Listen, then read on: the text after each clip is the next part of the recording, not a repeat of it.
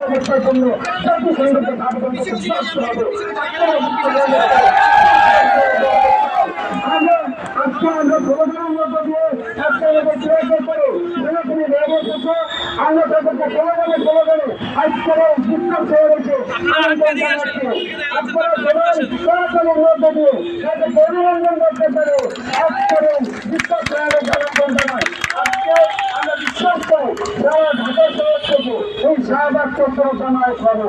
আমরা আজকে অন্তর্বর্তীকালীন সরকারের কাছে আবারও বার্তা দেব, আমরা কিন্তু ঘরে ঘুমিয়ে থাকার সম্প্রদায় নয়। আমরা এই কিছু বিশৃঙ্খলার পরিণাম আমি এই নয়, আমাদেরকে যদি আপনার অত্যাচার করেন তারপর আমরা ঘরে বসে থাকবো, এইটা কিন্তু আপনারা ভাববেন না।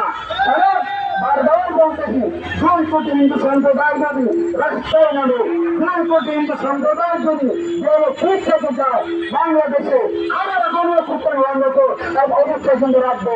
আমরা